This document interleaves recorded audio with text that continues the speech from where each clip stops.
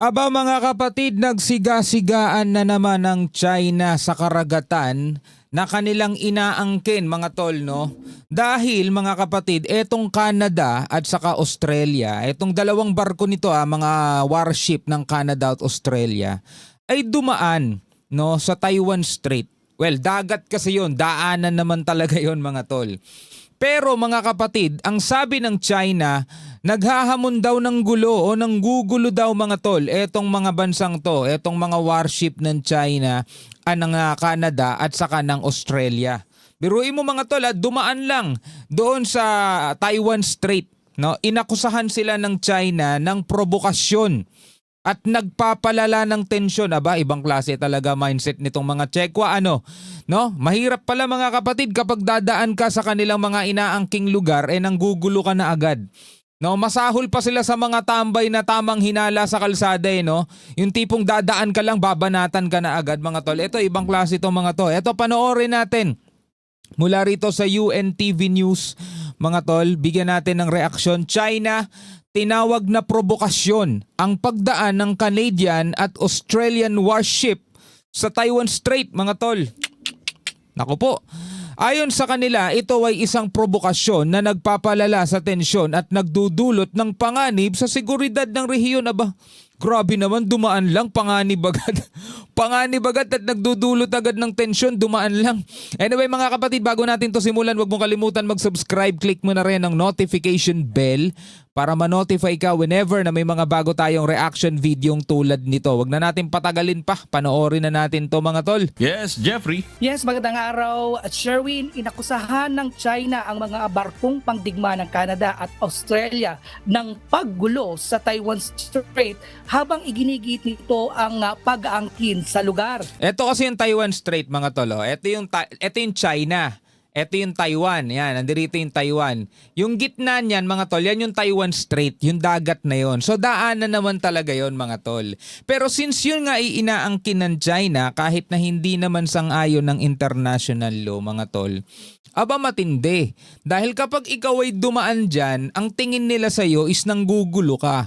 Kapag ikaw ay dumaan dyan, kahit nasabihin natin innocent passage lang o kaya nagsasagawa ka lang ng freedom of navigation mo mga tol, para sa kanila, ginugulo mo na ang rehiyon.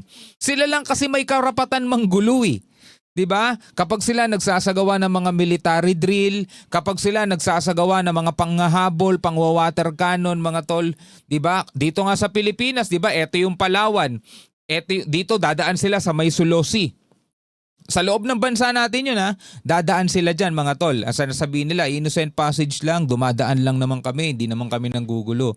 Sila yon mga tol, gawain nila yon. Pero kapag tayo o ibang bansa dumaan doon sa Taiwan Strait mga tol, aba nanggugulo ka na agad. Ganong kalala kaisipan nitong mga tol. Kaya mahirap maging kaibigan tong mga to, ewan ko ba? Diba? Ewan ko ba bakit ganyan sila? Ayon sa Eastern Theater Command ng China, ang Canadian frigate HMCS Ville de Quebec at Australian destroyer HMAS Brisbane ay nagsagawa ng provokasyon habang dumaraan sa makitid na daanan ng Taiwan Strait. Ano kaya ang nila, no? Ano kaya ang definisyon ng provokasyon sa kanila? Kasi para sa kanila, yung pangwa-water cannon, panghahabol, pagbangga sa mga barko, para sa kanila mga tol, professional yun. Professional and necessary action. Hindi provokasyon yun para sa kanila. Pero kapag ikaw mga tol, dadaan ka lang, hindi ka ng bangga, hindi ka ng habol, hindi ka ng kahit na anong, basta dumaan ka lang. Dumaan ka lang. Provokasyon na yun mga tol sa kanila. 'Di ba? Mga nakahit-hit no.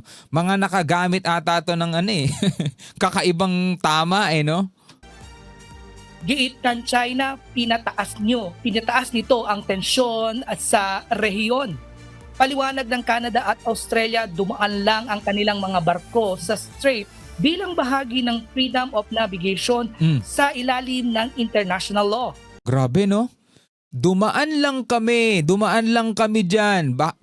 Sinasangayon na naman ng international law, pwede naman talagang dumaan dyan, freedom of navigation, karapatan ng kahit na sino mang bansa, mga tol, na maglayag. Freedom nga di ba, of navigation. Pero para sa China, pinapataas nyo tensyon. Bakit? Sa paanong paraan pinapataas ng tensyon, mga tol? Di ba? Ato hindi natin bansa tong mga to, Canada, Australia. Do kapanalig natin sila. Pero hindi lang kasi sa Canada, hindi lang sa Australia nila ginagawa yan, mga tol. Sa lahat. Maging dito mga tol sa atin. Ito nga matindi sa loob na mismo ng exclusive economic zone natin, bawal tayong maglayag. Yun ang matindi doon, mga tol. Diba? Sa loob mismo ng ating exclusive economic zone, bawal tayo magsagawa ng joint patrol. Ang sinasabi nila, ginugulo natin ang kapayapaan, nagpapalala tayo ng tensyon, troublemaker tayo. Ganon mga tol ang mga bansag nila sa atin. Ito mga beho na to. Ay naku po. Ayon sa Canada, ang kanilang barko ay bahagi ng Operation Horizon para isulong ang kapayapaan sa Indo-Pacific region. Kamakailan din, lumahok ito sa Freedom of Navigation exercises sa loob ng Exclusive Economic Zone ng Pilipinas. Bigla ko naalala mga tol, etong mga warship ng China naglalayag. Tapos pumasok doon sa Exclusive Economic Zone ng New Zealand. No? Doon sila nagsagawa ng military drill nila, mga tol. Titindi, no? Tapos etong mga barko nila, mga kapatid, no? Pumapasok dito sa ating exclusive economic zone na akala mo sila talaga may-ari. Pinapalayas yung ating mga mangingisda. Meron pa, pumasok din yung kanilang mga barko sa Sea of Japan. Lumipad yung kanilang mga eroplano, mga tol, sa airspace ng Japan. Biruin mo ganon ang ginagawa nila. Walang paalam, 'di ba? Kala mo kung sino mga siga talaga.